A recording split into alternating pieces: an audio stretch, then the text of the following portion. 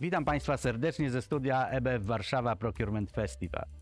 Tym razem kontynuujemy dyskusję rozpoczętą w ramach panelu dotyczącego sztucznej inteligencji. Sebastian Błaszkiewicz zaprosił do studia Łukasza Czeczkowskiego i ja w tej chwili oddaję Panom scenę. Zapraszam. Szanowni Państwo, moim kolejnym gościem jest Łukasz Czeszkowski z Edisondy. Cześć Łukasz. Cześć Sebastian. Łukasz, opowiedz trochę o sobie, o tym, czym zajmujesz się w Edisondzie i czym w ogóle zajmuje się Edison. Dobrze, to może powiem najpierw, czym zajmuje się Edisonda. Edisonda od ponad 15 lat funkcjonuje na rynku produktów cyfrowych, na rynku projektowania tych produktów, badania oraz konsultingu i doradztwa.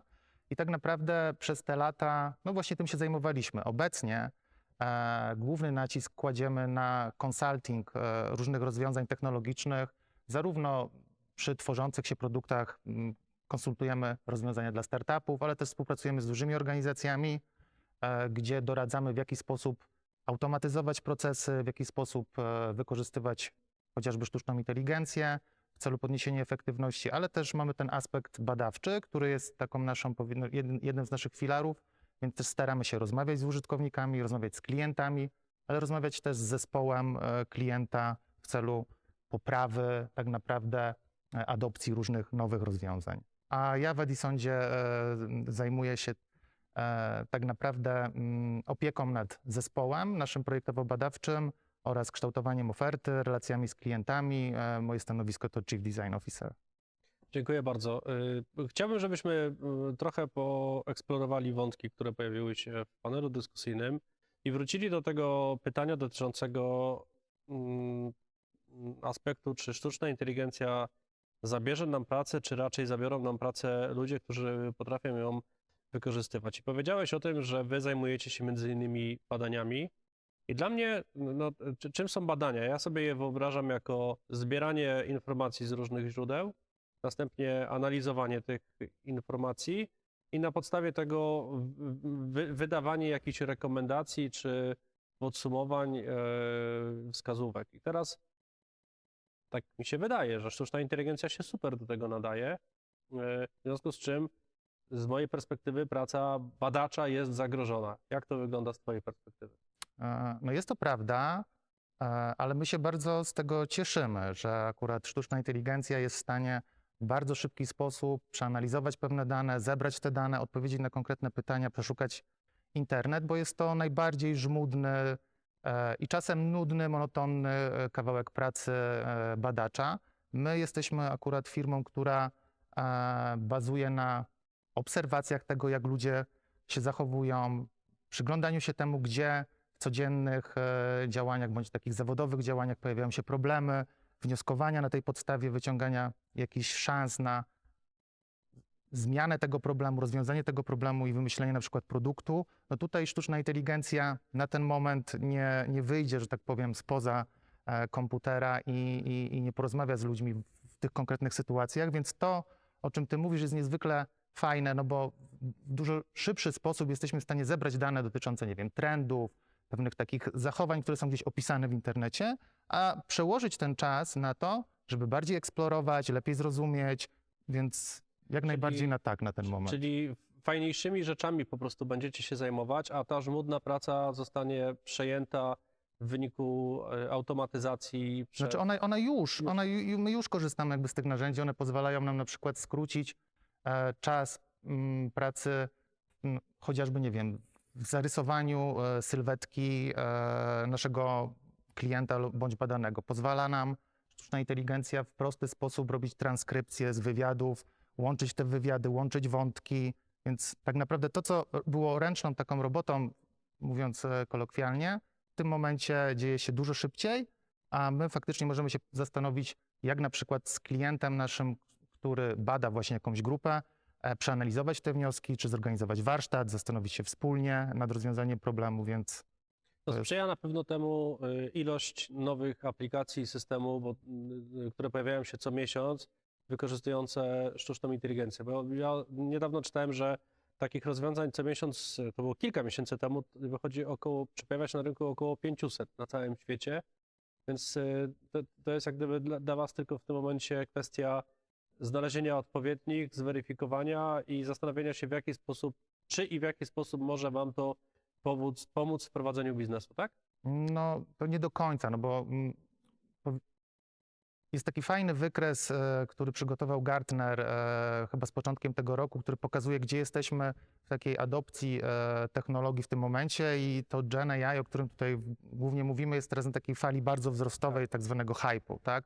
Więc wszyscy się nim interesują, tak jak wspomniałeś, tych aplikacji jest bardzo dużo, ale też jest bardzo dużo po prostu takich trochę śmieciowych rzeczy, więc my staramy się jednak, patrząc też z perspektywy takiej, że pracujemy z dużymi firmami, dbamy o bezpieczeństwo danych i to jest jakby dla nas ważne, często jakby jakieś patenty produktowe, wybieramy rozwiązania, które są bezpieczne, wybieramy rozwiązania, które są znane na rynku, to nie są rozwiązania darmowe, to są zazwyczaj rozwiązania abonamentowe z odpowiednim jakby zabezpieczeniem, więc etap takiego powiedziałbym researchu tych narzędzi mamy już za sobą. Zresztą nasz kolega ostatnio jakby opowiadał w takiej fajnej prezentacji na konferencji 5 randek ze sztuczną inteligencją. Taki trochę zrobił przegląd pola, że tak powiem. No ale my staramy się skupiać na tych narzędziach, które faktycznie jakby wykorzystują również inne firmy no i trochę omijać jakby te wszystkie inne, chociaż przyglądamy się, tak, przyglądamy, ale nie wykorzystujemy w projektach każdej nowości. Powiedziałeś o jednej bardzo istotnej kwestii bezpieczeństwa przed chwilą. Tak. Bo faktycznie w tej chwili jesteśmy wprost zalewani czy to aplikacjami, czy informacjami o tym, w jaki sposób tą sztuczną inteligencję, głównie generatywną, można wykorzystywać. Natomiast tu się pojawia właśnie kontekst bezpieczeństwa, bo można sobie wyobrazić taką sytuację, że ktoś wypuszcza aplikację do projektowania, nie wiem, jakichś fizycznych urządzeń, produktów, która została w taki sposób nakarmiona albo skonfigurowana, żeby projektowała czy pomagała projektować w sposób zagrażający bezpieczeństwu ludzi. Jak ty patrzysz w ogóle na ten aspekt bezpieczeństwa, też bezpieczeństwa użytkowników? Czy w ogóle wasi klienci pytają o to, czy to jest na pewno bezpieczne, czy wiesz, co mam na myśli? Tak. No, to jest temat, który chyba zaprząta głowę każdemu, kto prowadzi biznes i kto gdzieś konkuruje na rynku, tak? To z jednej strony to jest jakby ochrona właśnie tych danych, nie wiem, patentowych, pomysłów, różnych rzeczy, nad którymi firmy pracują. Z drugiej strony jest to po prostu ochrona danych osobowych. Ja mam na to taki pogląd dosyć chyba prosty, bo wydaje mi się, że te rzeczy, o których ty mówisz, to są rzeczy, które my bardzo chyba szybko uregulujemy prawnie, bo one są takie bardzo oczywiste, że właśnie maszyna zaprojektuje coś, co będzie niebezpieczne dla nas i tak dalej. Pewnie to się zdarzy, ale po pierwszym takim przypadku myślę, że ta machina prawnicza i regulacyjna, która już wystartowała, te rzeczy będzie w stanie uregulować. Tak jak mówiłem, te duże firmy, które dostarczają kompleksowe rozwiązania, nie wiem, typu Microsoft czy Amazon, one już na tyle długo pracują ze sztuczną inteligencją, że faktycznie mają protokoły, które zabezpieczają jakby wyciek danych, autoryzują jakby użytkownika swojego, no podobnie jak korzystamy, nie wiem, ufamy w to bezpieczeństwo danych w przypadku no chociażby dokumentów Microsoftu zawieszonych w chmurze, no to jest jakby trochę podobna, no może nie tak bardzo i pewnie specjaliści powiedzą, że tu opowiadam jakieś głupoty, ale upraszczam. To jest podobna sytuacja i oni tak samo jakby zabezpieczają te rzeczy, więc my na przykład będąc częścią jakby dużej grupy Grant Thornton, korzystamy jakby z tych rozwiązań, bo one są w pakiecie Enterprise dla dużych firm, tak? Więc i możemy jakby tego typu rozwiązania wykorzystywać. Natomiast to, co chyba jest niebezpieczne, no to coś, co jest gdzieś przed nami, tak? No bo dopóki mamy do czynienia z tym takim pojęciem weak AI, słabej sztucznej inteligencji, której bliżej do narzędzia, która oczywiście jest inteligentna, ale ma tą inteligencję na poziomie, nie wiem, no, wszechstronnego nastolatka, no to chyba wszystko jest okej. Natomiast w sytuacji, kiedy faktycznie te algorytmy będą w stanie osiągnąć poziom ludzkiej inteligencji, no to wtedy i będą inteligentniejsze od nas, no to raczej możemy się nie zorientować na przykład, że coś się dzieje. I to jest taki element, w którym faktycznie nasze zabezpieczenia mogą coś zabezpieczać, ale my, będąc głupszymi troszeczkę, no możemy sobie nie zdawać sprawy z wielu rzeczy i trochę tak jak dzieci w stosunku, nie wiem, do dorosłych albo w innym jakby takim porównaniu, no, funkcjonować, więc to, ale to myślę, że to jest jakby przed nami, nie wiem jak daleko, ale też chyba, no, nie mamy na to wpływu. Musielibyśmy zatrzymać tą technologię, no ale czy to jest możliwe? Chyba nie. Chyba nie. To mam jeszcze do ciebie jedno pytanie. Na tej krzywej Gartnera i poziomie hype'a, gdzie ty jesteś jako Łukasz Czaszkowski? Bo ja powiem ci, że cieszę się, ilekroć czytam o wykorzystywaniu właśnie w tej chwili AI na przykład w medycynie. O tym, w jaki sposób będą te rozwiązania wspierały, nie wiem, wykrywanie choroby Parkinsona albo do jakiegoś trójwymiarowych analiz obrazów i predykcji pojawienia się jakichś chorób. I to mnie jak gdyby bardzo cieszy. Mam na uwadze tą czarną stronę, o której dzisiaj też rozmawialiśmy w panelu dyskusyjnym. Jak ty na to patrzysz? Gdzie ja jestem? No ja jestem chyba jednocześnie tu i tu, czyli jakby jestem zafascynowany i Jak zaskakuje kod Schrödingera. trochę tak. I zaskakują mnie te rozwiązania, jestem bardzo ciekaw i śledzę to faktycznie, co się dzieje i też się jakby bawię i naprawdę za każdym razem jestem zdziwiony, że to tak właśnie działa.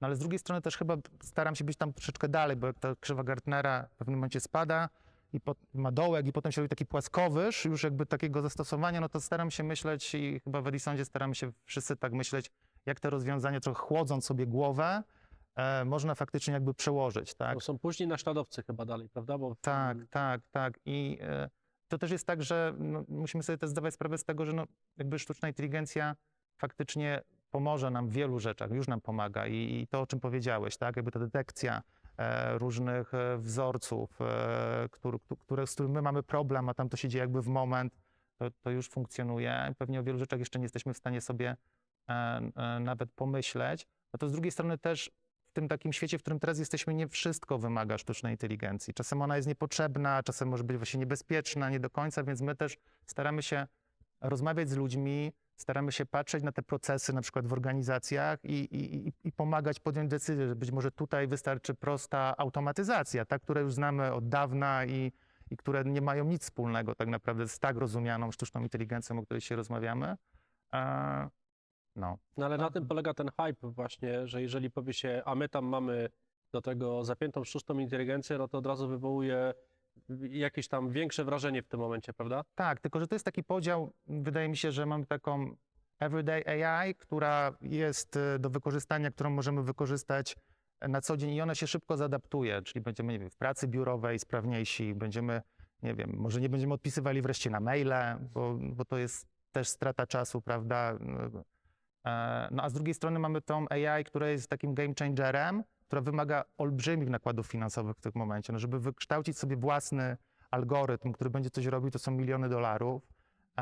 I wydaje mi się, że też wiele firm, które inwestuje w tym momencie w to, po prostu na tej fali hype'u, za moment się okaże, że przeinwestowało i ten rynek się no, gdzieś tam wyreguluje i to trochę jakby inaczej w tych najbliższych latach, no nie wiem, do tego 2030 roku, bo te predykcje nie sięgają dalej. To też jest dosyć ciekawe, co się wtedy wydarzy.